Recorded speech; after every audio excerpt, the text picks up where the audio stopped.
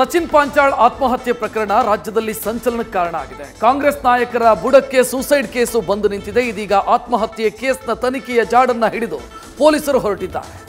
ಸಚಿನ್ ಸಾವಿನ ಹಿಂದಿರೋ ಕೈಗಳ ಬಗ್ಗೆ ಭೂತಗನ್ನಡಿ ಹಿಡಿದು ನೋಡ್ತಾ ಇದ್ದಾರೆ. ಇದರ ಮಧ್ಯೆ 27 ಪುಟಗಳ ಡೆತ್ ನೋಟ್ ಪ್ರಕರಣಕ್ಕೆ ಬಿಗ್ ಟ್ವಿಸ್ಟ್ ಕೊಟ್ಟಿದೆ.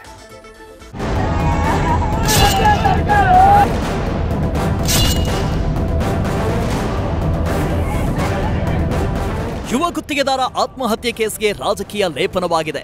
ಸಚಿನ್ ಪಂಚಾಳ್ ಸಾವು ಬೀದರ್ ಜಿಲ್ಲೆಯಷ್ಟೇ ಅಲ್ಲ, ಇಡೀ ರಾಜ್ಯದಲ್ಲಿ ಸೆನ್ಸೇಷನ್ ಕ್ರಿಯೇಟ್ ಮಾಡಿದೆ. ಇದೀಗ ಪ್ರಕರಣದ ಹಿಂದಿರೋ ಕಾಣದ ಕೈಗಳ ಪತ್ತೆಗಾಗಿ ಪೊಲೀಸರು ತನಿಖೆಯ ಜಾಡು ಹಿಡಿದು ಹೊರಟಿದ್ದಾರೆ. ಸಚಿನ್ ಆತ್ಮಹತ್ಯೆ ಪ್ರಕರಣದ ತನಿಖೆ ಚುರುಕು. ಸ್ಥಳಕ್ಕೆ ರೈಲ್ವೆ ಎಸ್ಪಿ ಸೌಮ್ಯಲತಾ ಭೇಟಿ.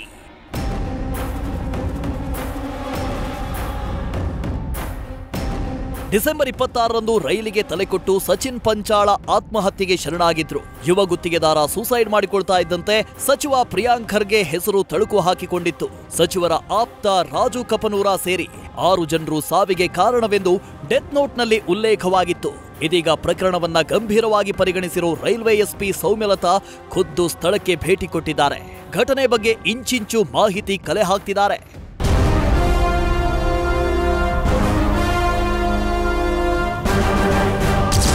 ಸಚಿನ್ ಆತ್ಮಹತ್ಯೆ ಪ್ರಕರಣವನ್ನ ರೈಲ್ವೆ ಎಸ್ಪಿ ಗಂಭೀರವಾಗಿ ಪರಿಗಣಿಸಿದ್ದಾರೆ. ಹೀಗಾಗಿ ಸಚಿನ್ ಆತ್ಮಹತ್ಯೆಗೆ ಶರಣಾಗಿದ್ದ ಸ್ಥಳಕ್ಕೆ ಭೇಟಿ ನೀಡಿ ರೈಲ್ವೆ ಎಸ್ಪಿ ಸೌಮ್ಯಲತಾ ಪರಿಶೀಲನೆ ಮಾಡಿದ್ದಾರೆ. ಬೀದರ್ ಎಸ್ಪಿ ಪ್ರದೀಪ್ ಗುಂಟಿ ಜೊತೆ ಸೌಮ್ಯಲತಾ ಚರ್ಚೆ ನಡೆಸಿದ್ದಾರೆ. ಸಚಿನ್ ಸೂಸೈಡ್ ಪ್ರಕರಣದ ಕುರಿತು ಸೌಮ್ಯಲತಾ ಮಾಹಿತಿ ಪಡ್ಕೊಂಡಿದ್ದಾರೆ. ಸುಮಾರು 1 ಗಂಟೆಗೂ ಹೆಚ್ಚು ಕಾಲ ಇಬ್ಬರು ಎಸ್ಪಿಗಳು ಮಾತುಕತೆ ನಡೆಸಿದ್ದಾರೆ ಅಂತ ತಿಳಿದು ಬಂದಿದೆ. ಇನ್ನು 3 ತಂಡಗಳನ್ನ ರಚಿಸಿ ಪೊಲೀಸರು ಪ್ರಕರಣದ ತನಿಖೆ ನಡೆಸುತ್ತಿದ್ದಾರೆ. ಇನ್ನು ಸಚಿನ್ ಬರೆದಿಟ್ಟ ಡೆತ್ ನೋಟ್ನ ಪೊಲೀಸರು ಎಫ್ಎಸ್ಎಲ್ಗೆ ರವಾನಿಸಿದ್ದಾರೆ.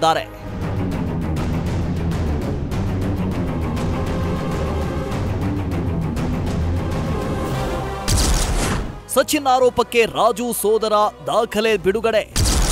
ಪ್ರಕಾಶ್ ಕಪನೂರ ದಾಖಲೆಗೆ ಸಚಿನ್ ಸಹೋದರಿ ಕಿಡಿ.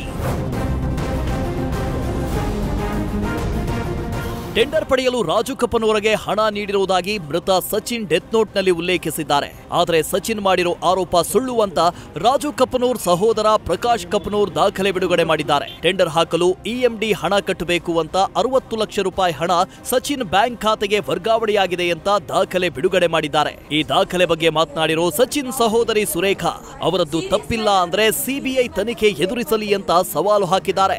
ರಾಜು ಕಪನೂರ್ ಅವ್ರ ಮೇಲೆ ಸುಳ್ಳು ಆರೋಪ ಮಾಡ್ತಾ ಇದ್ದಾನೆ. ಅವನಿಗೆ ಏನು ಅಮೌಂಟ್ ಕೊಡಬೇಕು ಅಂತ ಹೇಳಿ ಸುಳ್ಳು ಆರೋಪ ಮಾಡಿ ಡೆತ್ ನೋಟ್ ಬರೆದಿದ್ದಾನೆ. ಇದು ಅಮೌಂಟ್ ಅವನಿಗೆ ಕೊಟ್ಟು ಒಂದು ಟೆಂಡರ್ ಹಾಕೋ ಸಲ EMD ಅಮೌಂಟ್ 60 ಲಕ್ಷ ರೂಪಾಯಿದು ಏನದಲ್ರಿ ಅಕೌಂಟ್ ಪೇ ಮಾಡೋದಿದ್ರೆ ಅಷ್ಟು ಅಕೌಂಟ್ ಪೇ ಮಾಡೋದು. ಅವ ಏನು ಮಾಡ್ತಾನೆ ರೀ ಇಂಥ ಇವರೇ ಕೊಡ್ಬೇಕಂತ ಡೆತ್ ನೋಟ್ದಾಗ ಬರೆದು ಡೆತ್ ಆಗ್ಯಾನ ಸರ್. ಆ ಡೆತ್ ನೋಟ್ ಬರೇ ಹಳೆಗೆ ಬಿ ರೀ ಅವ್ನು ಕೂಡ ಇಬ್ಬರು ಮೂಗರು ಉದ್ದೇಶಪೂರ್ವಕವಾಗಿ ರಾಜು ಕಪೂರ್ಗೆ ಕುಗ್ಗಿಸ್ಬೇಕಂತ ಹೇಳಿ ಆ ಥರ ಮಾಡೋದು. ಇದ್ರ ಬಗ್ಗೆ ಹೇಳುವಂಥದ್ದು ಏನಿಲ್ಲ ಸರ್. ಅವ್ರು ಕರೆಕ್ಟಾಗಿ ಇರ್ತಿರಂದ್ರೆ ಫಸ್ಟ್ ಡೇನೇ ಅದು ಪ್ರೂವ್ ಮಾಡ್ತಿದ್ದೀವಿ ರೀ. ನಮ್ಮ ಹತ್ರ ಟ್ರಾನ್ಸಾಕ್ಷನ್ ಮಾಡಿದದ ಇದು ಎಲ್ಲ ಅಂತ. ಆದ್ರೂ ತಮ್ಮ ಡೆತ್ ನೋಟಿನ ಪೂರಾ ಕ್ಲಿಯರ್ ಆಗ್ಬಾರ್ದನ್ರಿ ಆ ಹಣ ಎಲ್ಲೇ ಟ್ರಾನ್ಸಾಕ್ಷನ್ ಆಗ್ಯದ ಅಂತ. ಅದ್ರ ಬಗ್ಗೆ ನಾವು ಹೇಳುವಂಗೆ ಏನಿಲ್ಲ.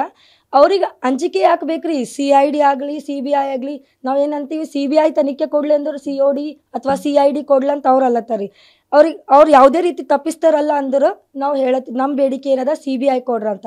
ಅವ್ರು ತಪ್ಪಿಸ್ತಾರಲ್ಲಲ್ರಿ, ನಾವು ಗೌರ್ಮೆಂಟಿಗೆ ಇದೇ ಹೇಳತ್ತೀವಿ ಕಿ ನಮಗೆ CBI ತನಿಖೆ ಬೇಕಂತ.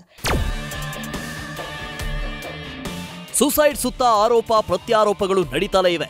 ಆದರೆ ಸಚಿನ್ ಸಾವಿಗೆ ನಿಖರ ಕಾರಣವೇನು? ಇದರಲ್ಲಿ ಸಚಿವರ ಆಪ್ತನ ಕೈವಾಡ ಇದೆಯಾ? ನಿಜಕ್ಕೂ ಕಿರುಕುಳಕ್ಕೆ ಬೇಸತ್ತು ಸಚಿನ್ ಸಾವಿನ ಮನೆಯ ಕದ ತಟ್ಟಿದ್ನ?